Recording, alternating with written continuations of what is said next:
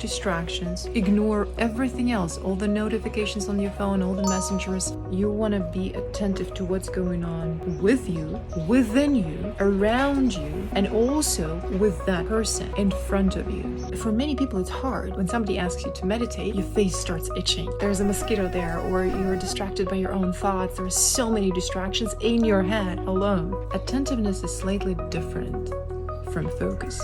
But focus is something that is easier to apply when you...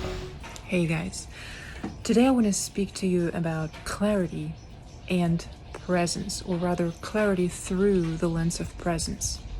I would like to share something that has helped me. This is my recent realization, and something that can help other people, both men and women, who practice clarity or who would like to practice clarity in their spontaneous conversations. A very important ingredient to being clear every time you're spontaneous. Just like right now, I'm being spontaneous. I don't have a script, but I have a very clear idea that I want to deliver to you, and it's in here. And to be able to deliver my idea, I need to be fully present. This is the number one ingredient. We speak about focus a lot, and every time people tell me what they understand about focus, I see that there is a misunderstanding here. So let me explain what focus is compared to presence, compared to attentiveness. When you focus on something, you focus on one thing and you voluntarily ignore everything else. Nothing else exists but this one thing. So when you do your creative exercises, I want you to focus on the exercise. I want you to focus on completing the exercise, which means you remove distractions if possible, and you ignore everything else, all the notifications on your phone, all the messengers, until you have done this exercise. In order to be able to commit to one exercise so fully, so that you're fully present with this moment and with this exercise, you need to know how long it's going to take. If you think that this exercise is going to take you forever, it's going to be incredibly difficult for you to focus on it. But if you have done this exercise before, and if you have done the self-evaluation work, and you know from experience, not because I told you so, but you know from experience that this exercise is going to take you between 25 and 30 minutes, it's so much easier to commit to this practice, because you look at the clock and you know that, okay, it's 9 o'clock. By 9:30, I'm going to have finished this exercise. You know that you're going to be done. So that's focus. It's commitment. Your commitment to this one thing. Attentiveness is what we need in conversations with other people. And of course, you need it to reflect on your own experience. But focus is sharp. Focus has a very masculine energy, the way I feel it, because we appreciate men for their ability to focus on this one thing and be with the intensity of this thing and act in the face of adversity when it's really challenging. They're able to focus on what needs to be done, whereas a woman can get overwhelmed with her own emotions. Attentiveness is slightly different from focus. We need attentiveness in conversations with other people. And of course, you need attentiveness to have good conversations with yourself and to do your own self-reflection practices. But focus is something that is easier to apply when you are with yourself, when you need to focus on that task right now. And it's easy to remove distractions and focus. It's easier than focusing on something in a conversation, because you can't focus on just one thing in a conversation. Remember, focus is about deliberately focusing on one thing. But when you're in conversation with another person, it's unpredictable, it's spontaneous. Other people's emotions are involved, your own emotions can come up. There are so many things you have to factor in, and there are so many things you need to be aware of in a conversation. So what you need is attentiveness rather than sharp focus. And attentiveness is the state of meditative concentration. You still want to be concentrated on what's going on, but You want to be attentive to what's going on with you, within you, around you, and also with that person in front of you. You want to be attentive to your words, your feelings, your sensations, but also to their reactions and to their words. You can't get in their head. You can't fully understand their emotions. It's their job to understand their emotions, not yours. But you can see their reactions and you can pay attention to their reactions and you can have a conversation about it. So you have to be ready to be spontaneous. You have to be ready to pivot at any point in time to make sure that this conversation makes sense, because it's not a presentation that you need to deliver. It's not a monologue. So you need to be attentive to many things. And this is where you need ultimate presence. Presence is something that you need both to be attentive and to be focused. It's the underlying component. And when people speak about focus, they forget about presence. And when people speak about attentiveness, they often confuse it with focus. And again, they forget about presence. Presence is powerful. Your personal presence in a conversation is the biggest power. Power is not exercising control over something or over someone. It's have personal power to speak your personal truth, and it comes from being fully present. And here is the major difference between men and women, and this is actually what I wanted to share with you. You know, today it's so popular to speak about meditations and being aware and being awakened and all these things. So I think everybody who's watching this video has tried to meditate at least once, myself included. But to be honest, I don't really support the mass market, can I say that? The mass market concept of meditation. However, it's an important practice of being present. This is what it is all about. For many people, it's hard because when somebody asks you to meditate, you have to sit there and your face starts itching, or there's a mosquito there, or you're distracted by your own thoughts. There's so many distractions in your head alone.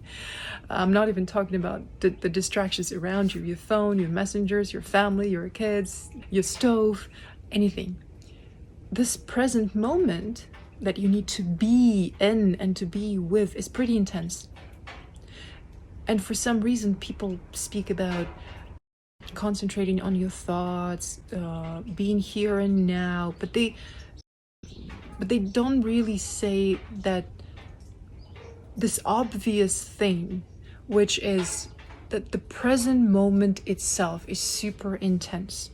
If you try to be with the intensity of the present moment, it means you need to deal with all the thoughts, with all the distractions, with all the emotions that are coming up right now.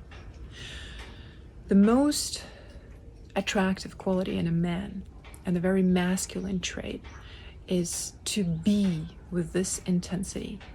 If you're a man watching this, you can probably relate. We see it in movies all the time when superheroes and male heroes can stay focused and calm and present in the face of intensity. They can deal with this intensity and they can take action while they're confronted with this intensity. It's their ability to be with this intensity that's super attractive and that's super masculine. And most men will understand this, because for men, it's their ability to endure. To be with this intensity means to endure. So when you're sitting there, let's say trying to meditate, and your face starts itching. So when you do this, now it feels good. This is your inability to be with the intensity. Right? So when you start doing your exercise and you go like, maybe I should watch that video. Oh, that looks interesting. Oh, maybe I should. So this is your inability to be with the intensity of the present moment where you need to be with it. And as a man, you will probably, I hope you can relate to this concept, because it's very attractive. It's very masculine, and can try to own it more. Your ability to be present, if you embrace it, will change everything about how you come across in a conversation. It will change your body language. You will stop fidgeting. You will become more serene and more present, which is more powerful. I'm not saying that women never need to exercise this. Women, especially at work, women, especially those women who own a business, women who have to influence the decisions of other people, women who have power and authority, women who are mothers, they also can tap into this energy. When you can be with the intensity of the emotions of your child, let's say, or if you're a teacher, if you can be with the intensity of a situation where a student doesn't understand, doesn't want to do anything, freaks out, gets emotional, if you can provide this containment for their emotions without having to process their emotions with them, it's also very helpful to that person. You're helping them process their emotions. You're helping them to create this self space. And what a man needs to do is he needs to hold space for other people, and especially for women, and especially for people he is responsible for. For a man, it's to be with this intensity. For a woman, if she needs to be in this masculine energy for whatever she's doing right now, it's also this. But what is more natural for a woman, and if you're a woman watching this, I want you to try this. What is more natural for a woman is to surrender to the intensity of the present moment. And this is attractive.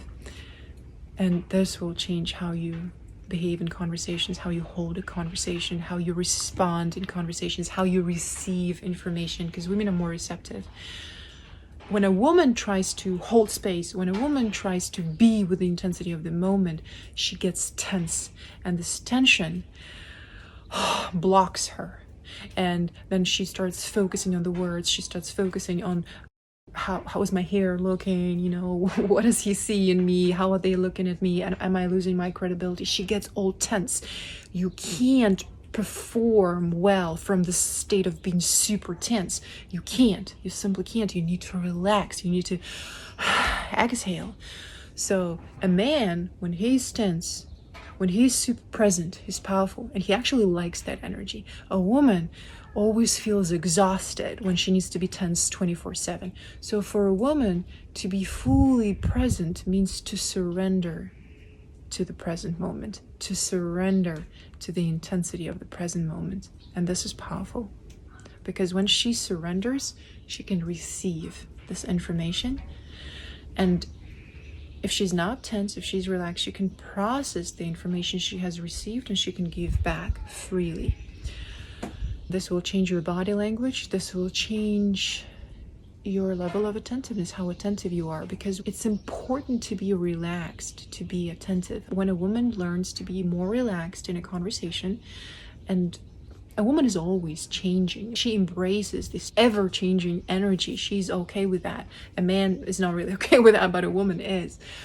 And in a conversation, everything is changing. So this is actually feminine energy. When you can process large amounts of information coming from different sources, women are a lot better at this, to be honest.